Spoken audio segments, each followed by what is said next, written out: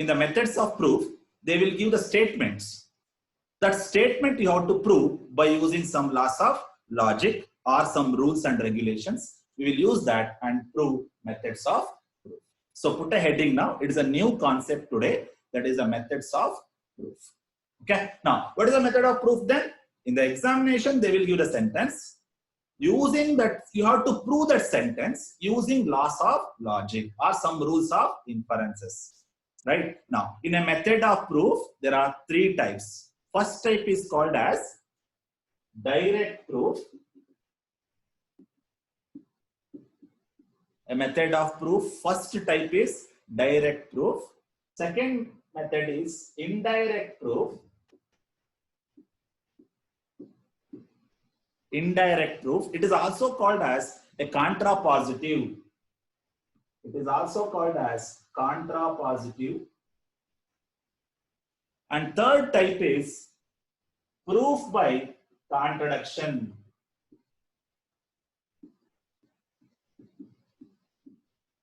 So method of proof ಅಂದ್ರೆ ನಮಗೆ ಗೊತ್ತಾಗಿದೆ. ಎಕ್ಸಾಮ್ ಅಲ್ಲಿ ಒಂದು ಸೆಂಟೆನ್ಸ್ ಕೊಟ್ಟಿರ್ತಾನೆ, ಅದನ್ನ ನೀವು ಪ್ರೂವ್ ಮಾಡಬೇಕಾಗತ್ತೆ. ರೈಟ್? ಯಾವ್ಯಾವ ಮೆಥಡ್ಸ್ ಇದೆ ಪ್ರೂವ್ ಮಾಡೋದಕ್ಕೆ? One is direct proof. Sentence ಅನ್ನ ಪ್ರೂವ್ ಮಾಡೋದಕ್ಕೆ ಒನ್ ಮೆಥಡ್ ಯಾವುದು?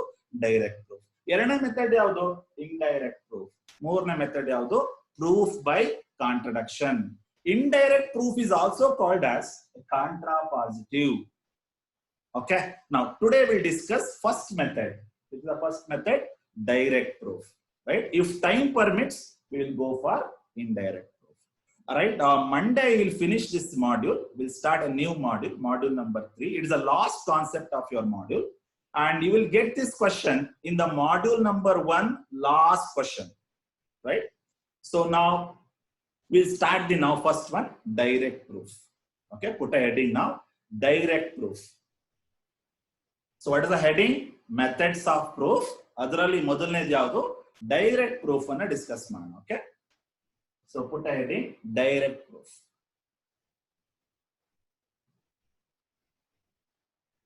The first one, direct proof.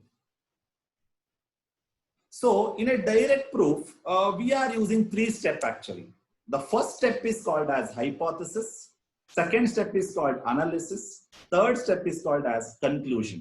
There are 3 steps we are following. First one is what? Hypothesis. Step 1, hypothesis.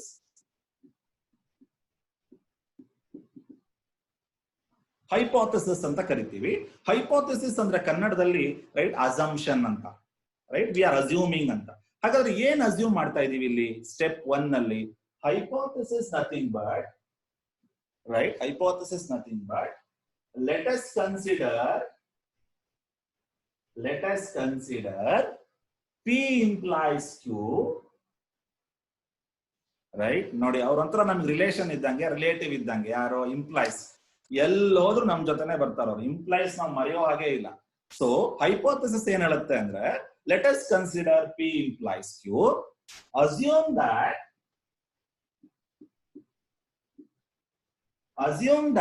P is true. What is hypothesis tells? Let us consider P implies Q. Okay, let us consider the P implies Q. Assume that P is true. ನೀವೇನಂತ assume ಮಾಡಬೇಕು? P true ಇದೆ ಅಂತ assume ಮಾಡಬೇಕು. Okay, P ಏನಿದೆ? True ಇದೆ ಅಂತ ಹೇಳಿ ನೀವು ಅಸ್ಯೂಮ್ ಮಾಡಬೇಕು. ಓಕೆ, P is true ಅಂತ ಅಸ್ಯೂಮ್ ಮಾಡಿ. Second step, right? ಹಾಗಾದ್ರೆ ಮೊದಲನೇ ಸ್ಟೆಪ್ ಅಲ್ಲಿ ಏನ್ ಅಸ್ಯೂಮ್ ಮಾಡಬೇಕು? P ಟ್ರೂ ಇದೆ ಅಂತ ಅಸ್ಯೂಮ್ ಮಾಡಬೇಕು. Second step, analysis.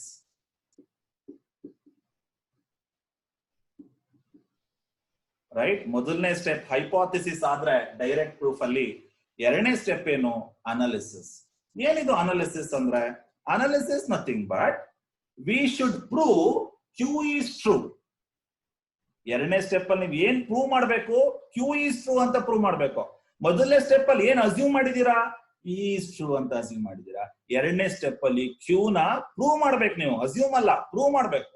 Q has to be proved by using what? Laws of logic or some rules. or some regulations we will use, right? So what is analysis then? Prove that Q is true. Prove that Q is true. Prove that Q is true. How we are proving Q? By using laws of logic. By using some laws of logic and properties.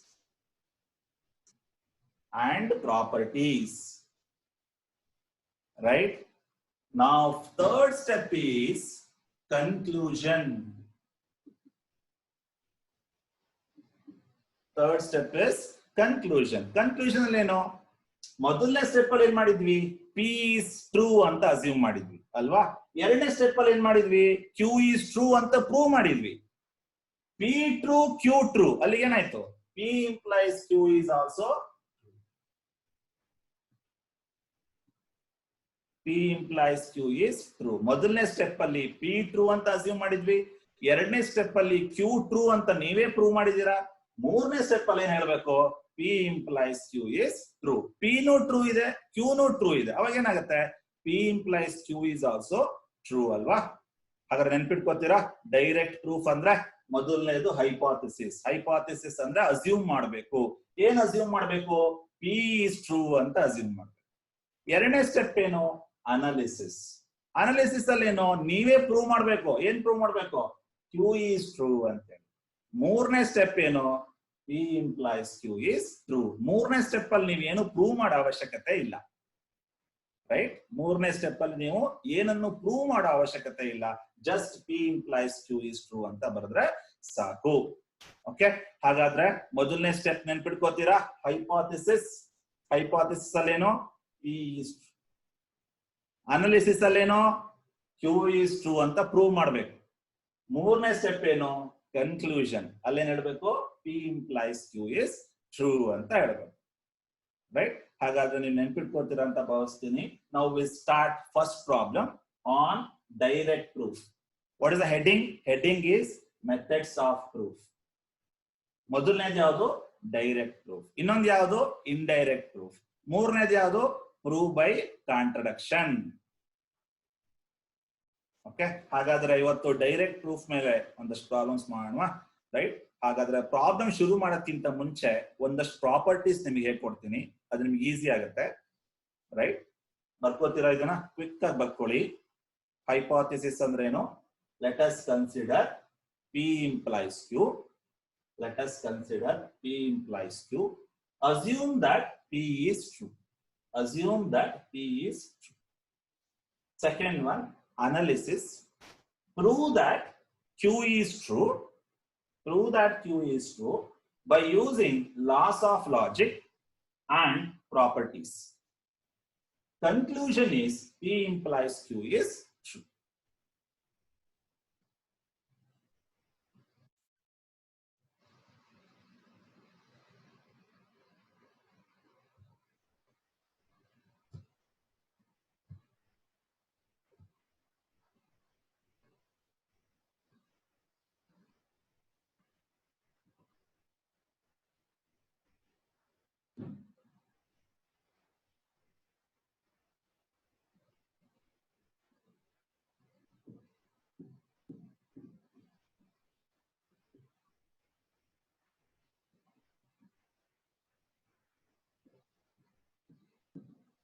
Now, before start the problems on direct proof, we'll see some properties. Okay, properties ನೋಡಿ. Problem ಶುರು ಮಾಡಿದ ನಾನು. Problem ಶುರು ಮಾಡೋದಕ್ಕೆ ಈ ತರದೆಲ್ಲ properties ನನಗೆ ತುಂಬಾ help ಆಗುತ್ತೆ. ಪ್ರಾಪರ್ಟೀಸ್ ನೋಡೋಣ ಏನು ಅಂತ ಹೇಳಿ. Let us consider n. N is a variable. N is odd integer ಅಂತ ಹೇಳ್ತೀನಿ, ರೈಟ್? ಪ್ರಾಬ್ಲಮ್ ಅಲ್ಲಿ ನಿಮಗೆ n is odd integer ಅಂತ ಕೊಟ್ಟಿದ್ದಾನೆ ಅಂತ ತಿಳ್ಕೊಳ್ಳಿ. n ಅನ್ನೋದು ಆಡ್ ಯಾವಾಗ ಆಗುತ್ತೆ ನೋಡೋಣ. ಹೀಗೆ ಬರೀಬೋದ ನೋಡಿ. n ಆಡ್ ಅಂದ್ರೆ n equals 2k plus 1 ಅಂತ ಬರೀಬೋದಲ್ವಾ?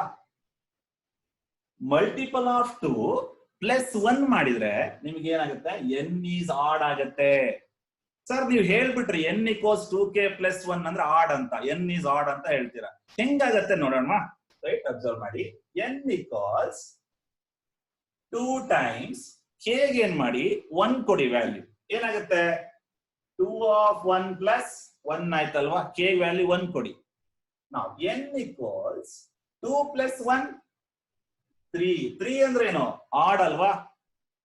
So n is odd integer ನೋಡಿ. n ಈಸ್ ಆಡ್ ಇಂಟೀಜರ್ ಅಂದ್ರೆ ಹೇಗ್ ಬರಿಬಹುದು ಹಾಗಾದ್ರೆ n ಅನ್ನ? n ಈಕ್ವಲ್ಸ್ 2k ಪ್ಲಸ್ 1 ಅಂತ ಬರಿಬಹುದು. ನೆನ್ಪಿಟ್ಕೊಳ್ಳಿ, n ಈಸ್ ಆಡ್ ಇಂಟೀಜರ್ ಅಂದ್ರೆ ಏನಂತ ಬರಿಬಹುದು? n ಈಕ್ವಲ್ಸ್ 2k ಪ್ಲಸ್ 1 ಅಂತ ಬರಿಬಹುದು.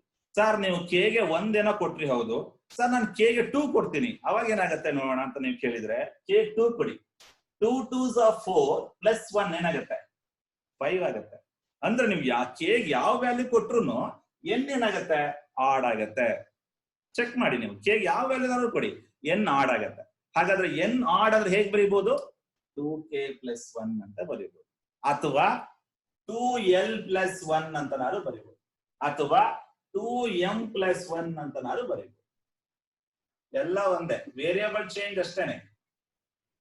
ಹಾಗಾದ್ರೆ ಸ್ಟೂಡೆಂಟ್ಸ್ ನೆನ್ಪಿಟ್ಕೋತೀರಾ? n ಈಸ್ ಆಡ್ ಇಂಟೀಜರ್ ಅಂದ್ರೆ ಹೇಗ್ ಬರೀಬಹುದು? n ಈಕ್ವಲ್ಸ್ 2k ಪ್ಲಸ್ 1 ಅಂತ ಬರೀಬಹುದು. ರೈಟ್, k ಗೆ ನೀವು ಯಾವ ವ್ಯಾಲ್ಯೂ ಕೊಟ್ರು ಆಡೇ ಬರುತ್ತೆ. ಹಾಗಾದ್ರೆ ಇನ್ನೊಂದು ನೋಡೋಣ ಪ್ರಾಪರ್ಟಿ, ಬರ್ಕೋತೀರಾ? When the n is odd, when n is odd integer, then we can write, ಹೇಗೆ ಬರ್ಕೊಳ್ಳಿ, when n is odd integer then we can write n equals 2k plus 1. ಒಂದು ಎಕ್ಸಾಂಪಲ್ ಕೊಡಿ, k 1 ಕೊಡಿ, k 2 ಕೊಡಿ, ಏನಾದ್ರು ಕೊಡಿ, n ಏನ್ ಬರುತ್ತೆ ಆಡೇ ಬರುತ್ತೆ.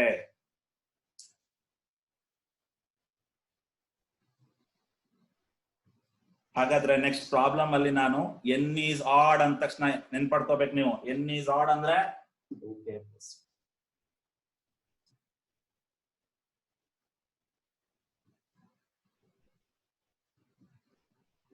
Next property, when the n is even integer, when n is even,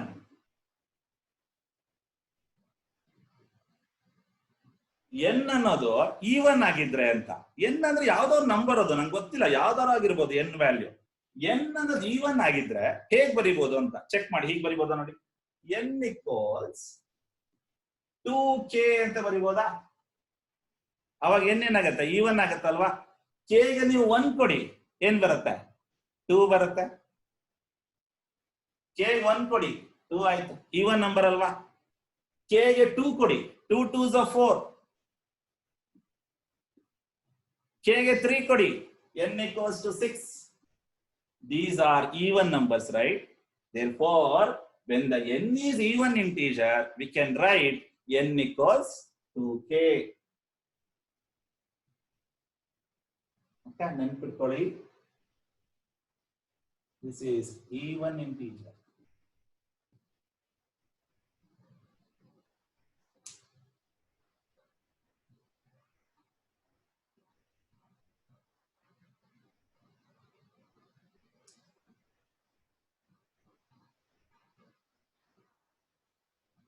So multiple of 2 is nothing but even numbers. Multiple of 2 nothing but numbers.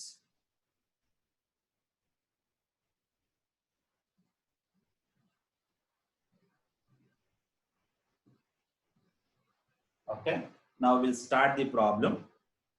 First problem you take, first problem on direct proof. Direct proof ಮೇಲೆ ಮೊದಲನೇ problem discuss ಮಾಡೋಣ. ಮೊದಲನೇ problem ಬರ್ಕೊಳ್ಳಿ, problem number 1 on direct proof. Okay,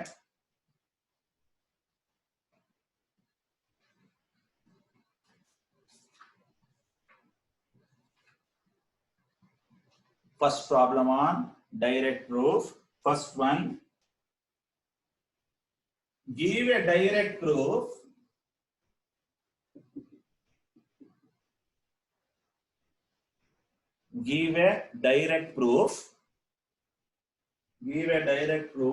of the statement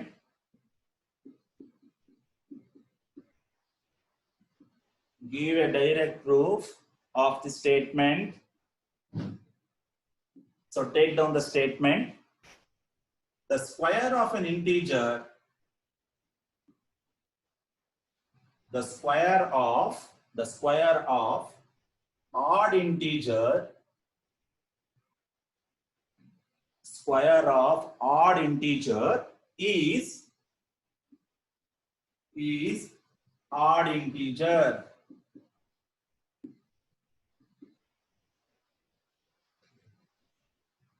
Right? Exam ಅಲ್ಲಿ ನಿಮಗೆ questions ಹೇಗೆ ಬರುತ್ತೆ ನೋಡಿ, ಗಿವ್ ಎ ಡೈರೆಕ್ಟ್ ಪ್ರೂಫ್ ಅಂತ ಕೇಳ್ಬೋದು, ಅಥವಾ ಗಿವ್ ಎ ಇಂಡೈರೆಕ್ಟ್ ಪ್ರೂಫ್ ಅಂತ ಕೇಳ್ಬೋದು, ಅಥವಾ give A proof by contradiction. 3 method ಅಲ್ಲಿ ಯಾವ್ದಾದ್ರು ಕೇಳ್ಬೋದು. ಕೆಲವು ಸಲ 10 ಮಾರ್ಕ್ಸ್ ಗೆ 3 ಮೆಥಡ್ ಕೇಳ್ತಾನೆ, ಒಂದೇ ಸೆಂಟೆನ್ಸ್ ಕೊಡ್ತಾನೆ, 3 ಮೆಥಡ್ ಅಪ್ಲೈ ಮಾಡ್ಬೇಕು ಅದಕ್ಕೆ. ಬಟ್ ನಾನು ಇಲ್ಲಿ ಏನ್ ಮಾಡ್ತಾ ಇದ್ದೀನಿ, ಒಂದೊಂದೇ ಮೆಥಡ್ ಹೋಗ್ತಾ ಇದ್ದೀನಿ. ಫಸ್ಟ್ ಡೈರೆಕ್ಟ್ ಪ್ರೂಫ್ ತಗೋತೀನಿ, ನೆಕ್ಸ್ಟ್ ಕ್ಲಾಸ್ ಅಲ್ಲಿ ಇಂಡೈರೆಕ್ಟ್ ಪ್ರೂಫ್, ಇನ್ನೊಂದು ಪ್ರೂಫ್ ಬೈ ಕಾಂಟ್ರಡಿಕ್ಷನ್. ಕೆಲವು ಸಲ ಎಕ್ಸಾಮ್ ಅಲ್ಲಿ ಕೊಟ್ಟಿದ್ದು ಉಂಟು, ಒಂದೇ ಸೆಂಟೆನ್ಸ್ ಕೊಟ್ಬಿಟ್ಟು 3 ಅಪ್ಲೈ ಮಾಡಕ್ ಕೇಳಿದಾನೆ, 10 ಮಾರ್ಕ್ಸ್ ಕೇಳಿದಾನೆ. ರೈಟ್? ತುಂಬಾ ಈಸಿ ಇರುತ್ತೆ. ಗೌರ್ಮೆಂಟ್ ಮಾರ್ಕ್ಸ್ ಜೋಬಿಗೆ ಹಾಕೊಳ್ಳಿ.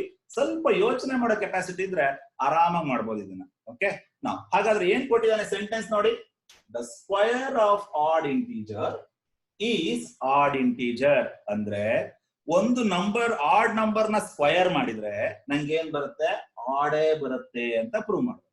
ಯಾವುದೋ ಒಂದು number, odd number, for example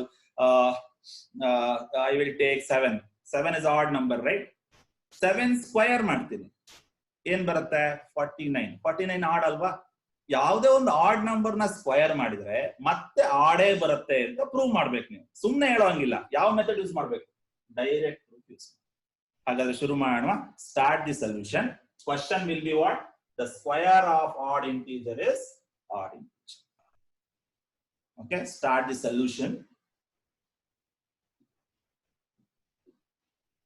Example ಹೆಂಗ್ ಬರುತ್ತೆ question? Give a direct proof of the statement. The square of odd integer is odd integer.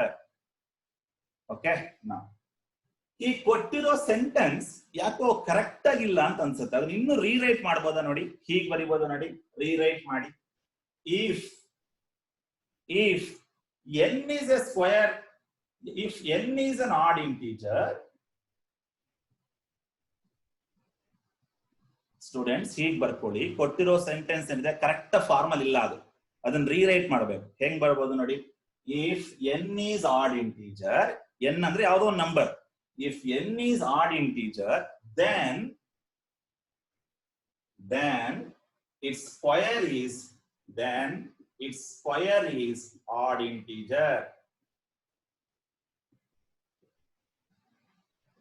ಹೀಗೆ ಬರಿಬೋದ ನೋಡಿ. ಕೊಟ್ಟಿರೋ ಸೆಂಟೆನ್ಸ್ ಅನ್ನ ಸ್ವಲ್ಪ ಚೇಂಜ್ ಮಾಡಿ ಬರ್ದಿದ್ದೀನಿ ಅಷ್ಟೇನೆ. ಏನು, ಕೆಲವು ಸಲ ಎಕ್ಸಾಮ್ ಹೀಗೆ ಕೊಡ್ಬೋದು ಅವನು. ಕೆಲವು ಸಲ ಏನಾಗುತ್ತೆ, ಎಕ್ಸಾಮ್ ಅಲ್ಲಿ ಇದೇ ಸೆಂಟೆನ್ಸ್ ಕೊಡ್ಬೋದು, ಅಥವಾ ಹೀಗೆ ಕೊಟ್ಬಿಡ್ತಾನೆ ಜನರಲ್ ಆಗಿ.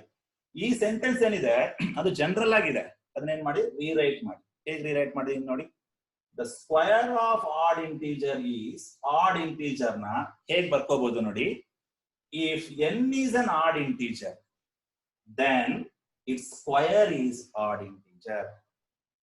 n ಅನ್ನೋದು ಆಡ್ ಇಂಟೀಜರ್ ಆದ್ರೆ ಅದನ್ನ ಸ್ಕ್ವಯರ್ ಮಾಡಿದ್ರು ಸಹ ಏನ್ ಬರ್ಬೇಕು, ಆಡ್ ಇಂಟೀಜರ್ ಬರಬೇಕು ಅಂತ. ಎರಡು ಸೇಮ್ ಅಲ್ವಾ?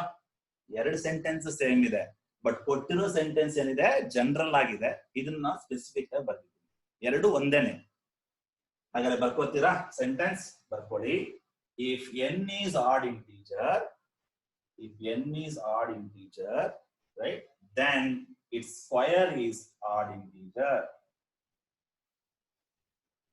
ಸರ್ ಎಕ್ಸಾಮ್ ಅಲ್ಲಿ ಹಾಗಾದ್ರೆ ಅವ್ನು ಯಾವ್ದು ಕೊಡ್ತಾನೆ ಅಂತ ಕೇಳ್ಬೇಡಿ. ಇವೆರಡಲ್ಲಿ ಯಾವ್ದಾದ್ರು ಒಂದ್ ಸೆಂಟೆನ್ಸ್ ಕೊಟ್ಟಿರ್ತಾನೆ, ನೀವು ಅರ್ಥ ಮಾಡ್ಕೋಬೇಕು. ಓಕೆ,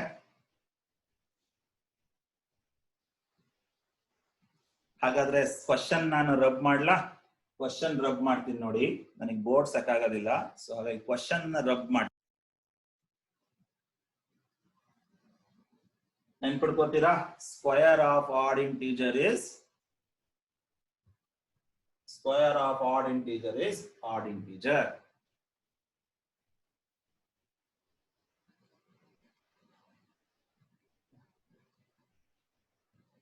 ಸೊಲ್ಯೂಷನ್ ಮೇಲ್ಗಡೆಯಿಂದ ಶುರು ಮಾಡ್ತೀನಿ. ಇದೇ ಸೆಂಟೆನ್ಸ್ ಮೇಲ್ ಬರ್ಕೋತೀನಿ, ಗೊತ್ತಾಗ್ತಿದ್ಯಾ? ಇದೇ ಸೆಂಟೆನ್ಸ್ ಮೇಲ್ ಬರಿತೀನಿ.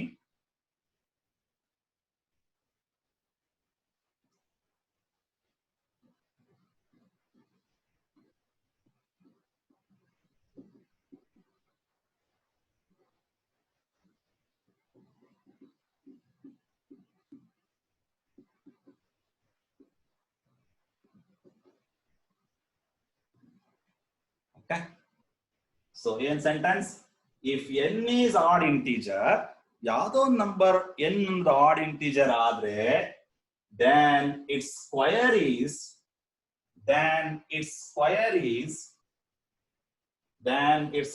is odd integer ಅದನ್ನ ಸ್ಕ್ವೇರ್ ಮಾಡಿದ್ರು ಸಹ ಆಡೇ ಬರುತ್ತೆ ಅಂತ ಪ್ರೂವ್ ಮಾಡೋಣ start the solution step 1 what is step 1 hypothesis step 1 is hypothesis right ನಾನು ಆವಾಗಲೇ ಹೇಳಿದೆ ನಿಮಗೆ hypothesis ಅಂದ್ರೆ ಏನು let us consider p implies q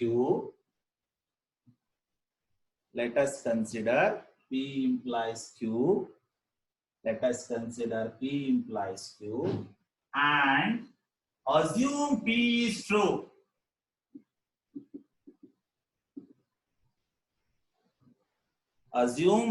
is true p implies q anta tagobeku let us consider p implies q and assume that p is true assume that p is true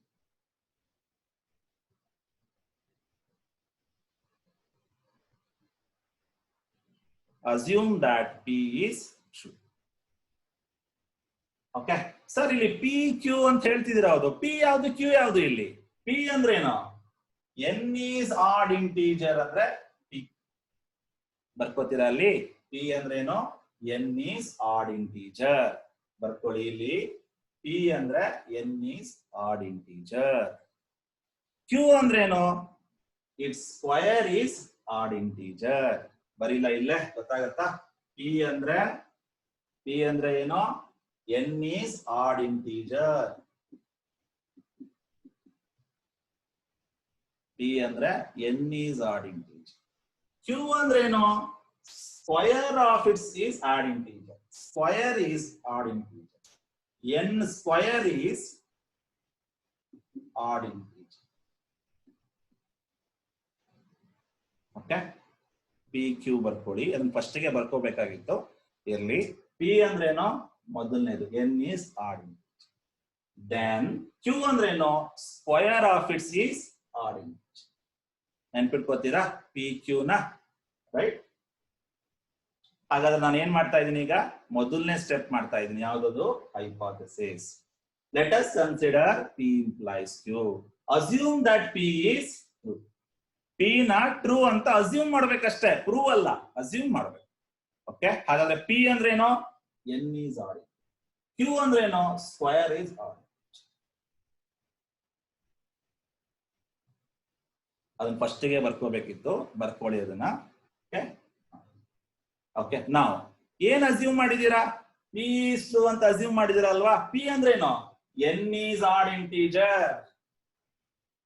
p ಅಂದ್ರೆ ಏನು n is odd integer is true ಏನಂತ assume ಮಾಡ್ಬೇಕು p is true ಅಂತ assume ಮಾಡ್ಬೇಕಲ್ವಾ p ಅಂದ್ರೆ ಏನಿಲ್ಲಿ n is odd integer ಅದನ್ನ true ಅಂತ assume ಮಾಡಿ assume that n is odd integer is true okay now you observe n is odd ಅಂದ್ರೆ ಏನಪ್ಪ n is odd ಅಂದ್ರೆ ಏನೋ ಅವಳೆ ತೋರಿಸಿದ್ದೆ ಹೆಂಗ್ ಬರೀಬಹುದು n is odd ಅಂದ್ರೆ n equals 2k plus 1 ಅಂತ ಬರೀಬಹುದಾ n is odd integer ಅಂದ್ರೆ ಏನು 2k plus 1 ಅಲ್ವಾ right n is odd integer is true therefore n equals 2k plus 1 is true ಅವನೇ ಹೇಳ್ತಿದಾನಲ್ವಾ n is odd integer ಅಂತ n is odd integer ಅಂದ್ರೆ ಏನಂತ ಬರೀಬಹುದು 2k plus 1 is true ನೋಡಿ k ಗೆ ಯಾವ ವ್ಯಾಲ್ಯೂನಾರು ಕೊಡಿ ಏನಾಗುತ್ತೆ ಆಡ್ ಆಗುತ್ತಲ್ವಾ n ವ್ಯಾಲ್ಯೂ k 1 ಕೊಡಿ 2 plus 1 3 n is odd ಹಾಗಾದ್ರೆ n is odd ಅಂತ ತಕ್ಷಣ ನಿಮ್ ತಲೆಗೆ ಏನ್ ಬರಬೇಕು 2k plus 1 is true ಮೊದಲನೇ ಸ್ಟೆಪ್ ಮುಗೀತಾ ಹೈಪೋಥೆಸಿಸ್ ಈಗ ಎರಡನೇ ಸ್ಟೆಪ್ ನೋಡೋಣ ಸ್ಟೆಪ್ ನಂಬರ್ 2 ಸ್ಟೆಪ್ ನಂಬರ್ 2 ಅಂದ್ರೆ ಏನು ಅನಾಲಿಸಿಸ್ ಅಲ್ವಾ ಸ್ಟೆಪ್ ನಂಬರ್ 2 ಅಂದ್ರೆ ಅನಾಲಿಸಿಸ್. ಈ ಪಾರ್ಟ್ ನಿಮಗಿರೋದು, ಇದೇ ತುಂಬಾ ಇಂಪಾರ್ಟೆಂಟ್. ರೈಟ್, ಏನ್ ಪ್ರೂವ್ ಮಾಡಬೇಕು ಎರಡನೇ ಸ್ಟೆಪ್ ಅಲ್ಲಿ? Prove that Q is true ಅಂತ ಪ್ರೂವ್ ಮಾಡ್ಬೇಕು. Prove that Q is true ಅಂತ ಪ್ರೂವ್ ಮಾಡ್ಬೇಕು. ಮೊದಲನೇ ಸ್ಟೆಪ್ ಏನಿತ್ತು? ಪಿ ಈಸ್ ಟ್ರೂ ಅಂತ ಬರ್ಕೊಂಡ್ವಿ. ಪಿ ಅಂದ್ರೆ P N is odd integer, ಅದು ಟ್ರೂ ಅಂತ ಬರ್ಕೊಂಡ್ವಿ. ಎನ್ ಈಸ್ ಆಡ್ ಇಂಟೀಜರ್ ಅಂದ್ರೆ ಏನು? 2k + 1. ಎರಡನೇ ಸ್ಟೆಪ್ ಅಲ್ಲಿ ಏನ್ ಮಾಡ್ಬೇಕು? Prove that Q is true ಅಂತ ಪ್ರೂವ್ ಮಾಡ್ಬೇಕು. ಅಸ್ಯೂಮ್ ಮಾಡಬಾರ್ದು ನೀವು ಇಲ್ಲಿ. ಕ್ಯೂ ನ ಟ್ರೂ ಅಂತ ಪ್ರೂವ್ ಮಾಡ್ಬೇಕು. ಕ್ಯೂ ಅಂದ್ರೆ ಏನು? It's square is odd integer ಅಲ್ವಾ? ನೋಡಿ ಬರ್ಕೊಂಡಿದ್ದೀರಾ, ಕ್ಯೂ ಅಂದ್ರೆ ಏನು? It's square is odd integer. ಹಾಗಾದ್ರೆ ಎನ್ ನ ಸ್ಕ್ವಯರ್ ಮಾಡೋಣ. ಎನ್ ಅಲ್ವಾ ಆಡ್ ಇಂಟೀಜರ್ ಅಂದ್ರೆ? ಎನ್ ನ ಸ್ಕ್ವಯರ್ ಮಾಡಿದ್ರು ಸಹ ಏನ್ ಬರ್ಬೇಕು? ಆಡ್ ಇಂಟೀಜರ್ ಬರ್ಬೇಕು. ರೈಟ್, ಎನ್ ಈಸ್ ಆಡ್ ಅಲ್ವಾ? ಇದು ಆಡ್. ಇದನ್ನ ಸ್ಕ್ವಯರ್ ಮಾಡಿದ್ರು ಸಹ ನಿಮ್ಗೆ ಏನ್ ಬರ್ಬೇಕು? ಆಡ್ ಅಂತ ಬರ್ಬೇಕು. ಅವಾಗ ಕ್ಯೂ ಈಸ್ ಟ್ರೂ ಅಂತ ಆಗತ್ತೆ. ಹಾಗಾದ್ರೆ ಸ್ಕ್ವಯರ್ ಮಾಡೋಣ ಇದನ್ನ. N square. Prove that Q is true ಅಂತ ಬರ್ಕೊಳ್ಳಿ. Analysis part. Prove that Q is true. What is q? Q ಅಂದ್ರೆ square is odd integer.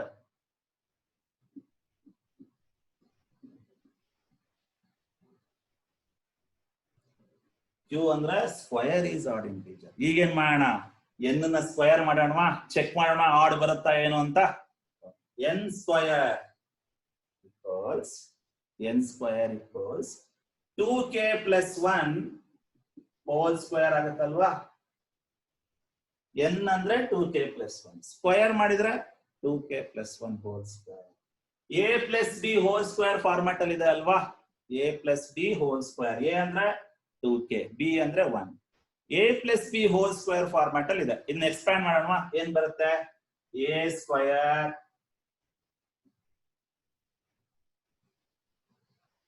Square ಅಂದ್ರೆ 4k square a square plus b square a square plus 2ab ಬರೆಯೋಣ. 2ab ಅಂದ್ರೆ 4k 2ab plus b square. b square ಅಂದ್ರೆ 1.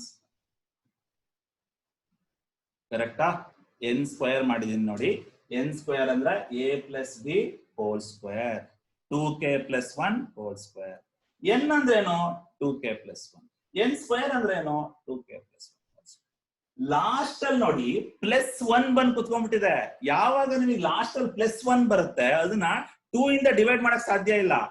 ಯಾವಾಗ 2 ಇಂದ divide ಮಾಡಕ್ ಸಾಧ್ಯ ಇಲ್ಲ ಅದೇನಾಗುತ್ತೆ? ಆಡೇ ಅಲ್ವಾ? ನೋಡಿ ಲಾಸ್ಟ್ ಅಲ್ಲಿ +1 ಬಂದು ಕುತ್ಕೊಂಡ್ಬಿಟ್ಟಿದೆ. ಅವಾಗ n square add ಆಗತ್ತಲ್ವಾ?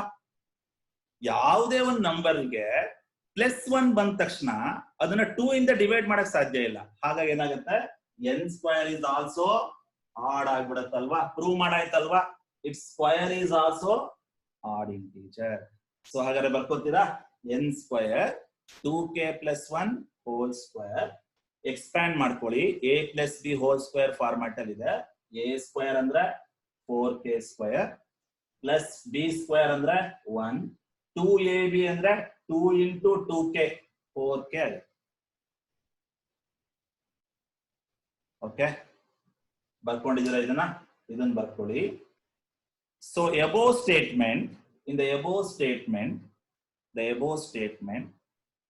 4k square plus 4k plus 1 is not divisible by 2.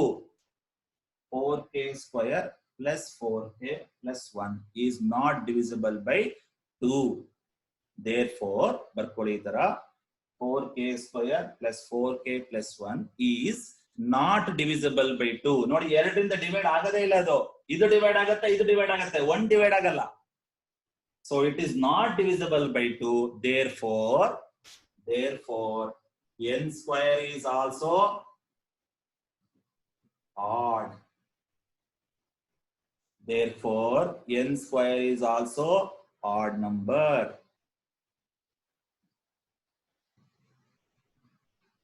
Therefore n square is also odd. Why it is odd? +1 ಇದೆ ಇಲ್ಲಿ. ಸ್ಟೆಪ್ ನಂಬರ್ 3 ಬರ್ಕೊಳ್ಳಿ. Step number 3 is what? ಏನ್ ಪ್ರೂವ್ ಮಾಡಿದೆ?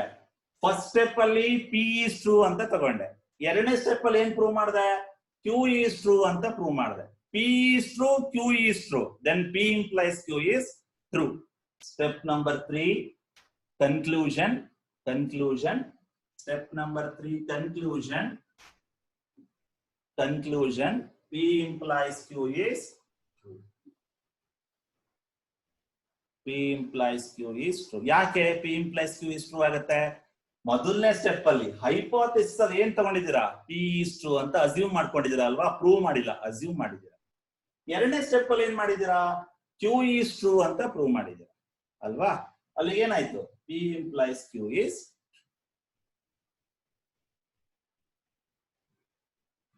ಬರ್ಕೊಂಡಿದ್ದೀರಾ ಇಲ್ಲಿ n ಸ್ಕ್ವೇರ್ ಮಾಡ್ಕೊಂಡಿದ್ದೀರಾ. n square ಯಾಕೆ ಮಾಡಿದ್ದೀನಿ? Square, it's square is add. ಏನಂತ ಪ್ರೂವ್ ಮಾಡಿದೆ? ಇಟ್ಸ್ ಸ್ಕ್ವೇರ್ ಈಸ್ ಆಡ್ ಅಂತ ಪ್ರೂವ್ ಮಾಡಿದೀನಿ ನೋಡಿ. n square.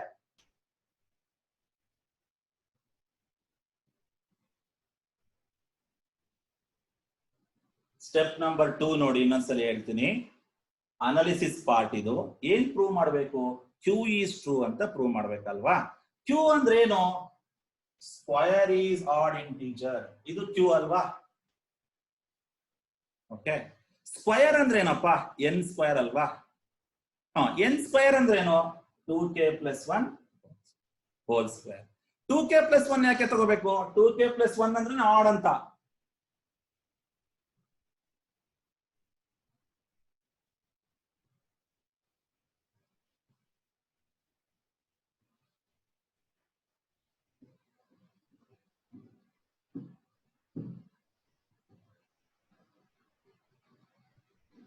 ಓಕೆ, ಇದು ನಾನು ನಿಮಗೆ ಶಾಸ್ತ್ರೋಕ್ತವಾಗಿ ಹೆಂಗ್ ಮಾಡ್ಬೇಕು ಅಂತ, ಸ್ಟೆಪ್ ಬೈ ಸ್ಟೆಪ್ ನೀಟಾಗಿ ಹೆಂಗ್ ಮಾಡ್ಬೇಕು ಅಂತ ಹೇಳಿದ್ದು. ಈಸಿಯಾಗಿ ಮಾಡ್ಬೋದು, ಇಲ್ಲೇ ಮಾಡ್ಬೋದು ನೋಡಿ ಬೇಕಾದ್ರೆ. n ಈಸ್ ಆಡ್ ಇಂಟೀಜರ್ ಅಂತಿದೆ ಅಲ್ವಾ? n ಈಸ್ ಆಡ್ ಇಂಟೀಜರ್ ಅಂತಿದೆ ಅಲ್ವಾ? ಅದು P ಅಲ್ವಾ?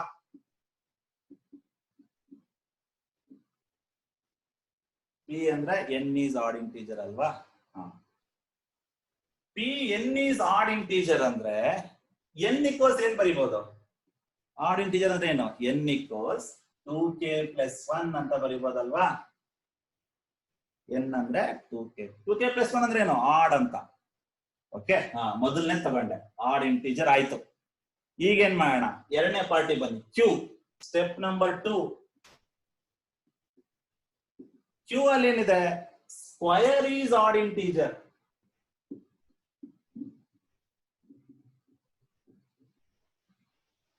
ಸ್ಕ್ವೇರ್ ಈಸ್ ಆಡ್ ಇಂಟೀಜರ್ ಅಲ್ಲ ಅಂದ್ರೆ ಯಾವ್ದನ್ನ ಸ್ಕ್ವೇರ್ ಮಾಡ್ಬೇಕು? n ತಾನೆ. n ಅನ್ನು ಸ್ಕ್ವೇರ್ ಮಾಡ್ಬೇಕು. ಅವಾಗ ಏನಾಯ್ತು? n ಸ್ಕ್ವೇರ್ ಅಂದ್ರೆ 2k + 1 whole square. 2k + 1 whole square ಅಂದ್ರೆ ಏನು? 4k² + 4k